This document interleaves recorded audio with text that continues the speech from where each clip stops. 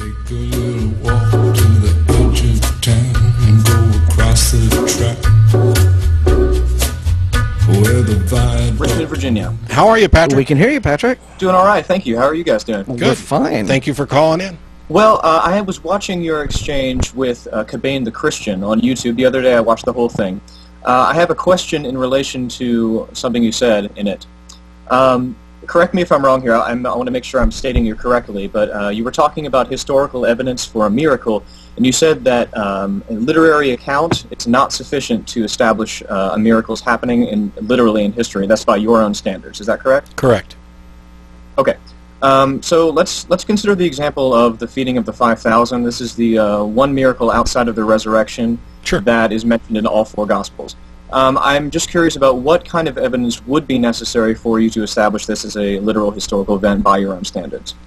I don't know that any such evidence could be presented to account or to justify claiming that a miracle occurred. The events, we could establish that specific aspects of the events occurred, but I don't know that something that far removed historically,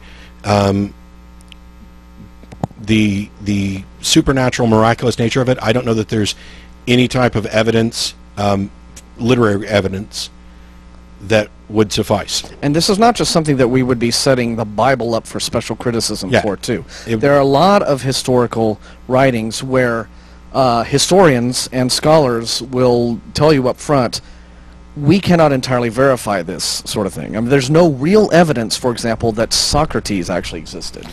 There's a lot of debate about that. The histories of Herodotus, which are still sold and studied and circulated, and he was a very, very early historian back in antiquity, writing at the time, but he's well known. It's been shown that a lot of the stuff that he's written in his histories was just, it's the kind of thing that you get when you're a tourist in a foreign country and you have the tour guide who's happy to take your money and tell you whatever crap you want to hear, right? So there are many, many historical documents where unusual events are discussed in such a way to where, there's just no way we can confirm this entirely. Maybe an event really did happen, but does it have the significance that we're being told? I want to kind of clarify this, because after the conversation, this type of thing has come up several times, and I'll do this quickly, and then you can talk again, I promise.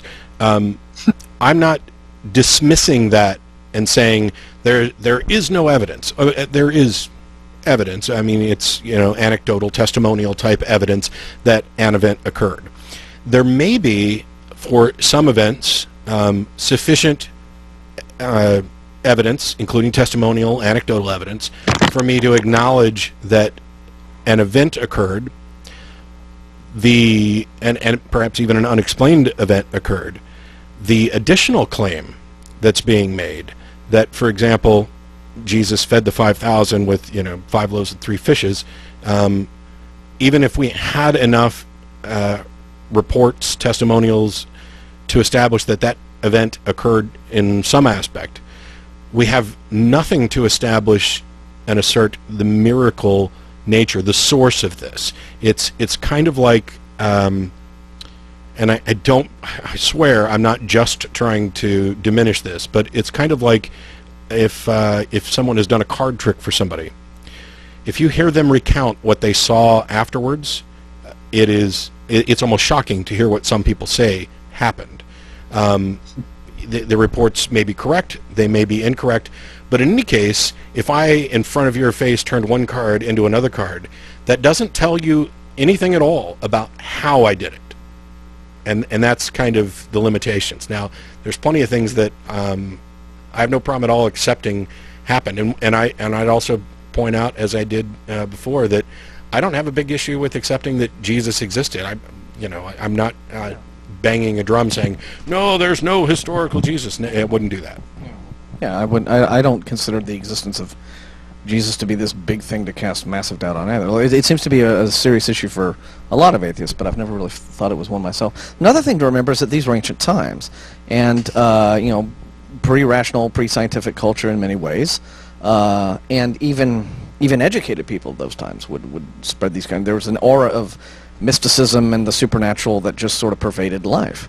And you can read a lot of other histories. For example, Suetonius, again, is another great Roman historian. He'll just report on things like omens and supernatural events, and right in the context of straightforward historical accounts, and you take these seriously. And people told these stories and believed them, so why wouldn't similar stories have been built up around this rabbi of Jesus, who is apparently extremely popular, and a lot of people talking about him?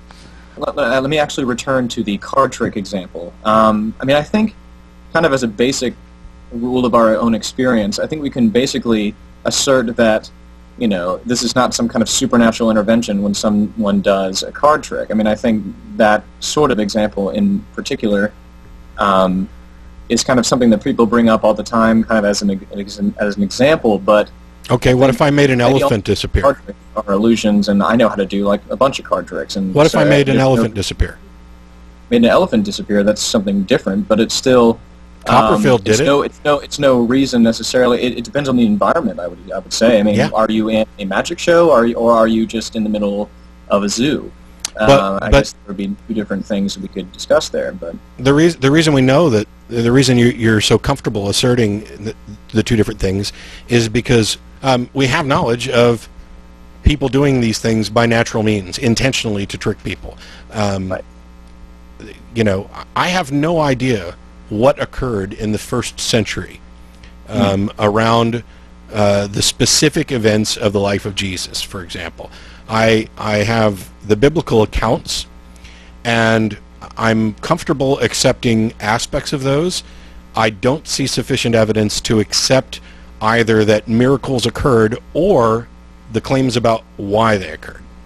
But the thing is that so many Christians would say, I shouldn't broad brush it. What I've heard from a lot of them is that, well, this is a preconception of yours that is preventing you from accepting. Well, yeah, it's a preconception that is preventing me to accept, and based only on that evidence. But the scenario that they happen to believe in is one where this same God still exists and can still do these miracles, yet will not provide me with the same evidence that those eyewitnesses had. Yeah. Why? Why are they more deserving of eyewitness direct, you know, why is Paul's Damascus Road experience good enough for Paul but not good enough for me? Well, I guess in the example of Paul, I mean, he was a mass murderer that was killing Christians, and he would ultimately become probably the person responsible for spreading Christianity around the world and making it exist today. So I think it's more important that he would have had it than you, because if you became a Christian, I mean, you may convert some people to Christianity, but you wouldn't convert millions and millions and make it so that ultimately people far, far, far in the future would know what Christianity is all about. Okay, then give the experience to Dawkins. But I find that answer just, I mean, I apologize, but silly. You're claiming that the people who can do the most get the most. But don't you think that God loves everybody equally and wants them all to go to heaven? It's not that I'm claiming that people who do the most get the most. This is an issue of one person in particular that would ultimately do... Okay, I mean, but God is all-powerful, and could not he inspire just about anyone with the wherewithal and the sense of dedication that Saul ended up having to do the same kind of work?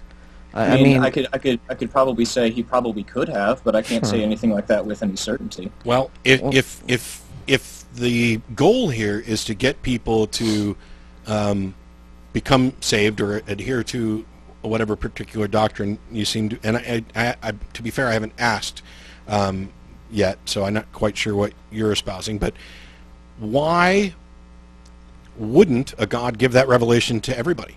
I mean, why stay hidden from some people? And because, okay, Paul, for example, Paul gets this experience, and your claim is that perhaps it was more important for him to get the experience because this served to convert a lot of people. And I would say that anybody who was converted on the basis of Paul's testimony was unjustified in doing so, because, you know, it's David Hume pointed out, a revelation is necessarily first person. To everybody else, it's hearsay. If you got a direct revelation that was equivalent of Paul's and called the show to tell me about it, you couldn't possibly convert me, and I don't think you should expect to, because your experience is not mine, and Paul's experience is not mine. To the edge of town and go across the track where the viaduct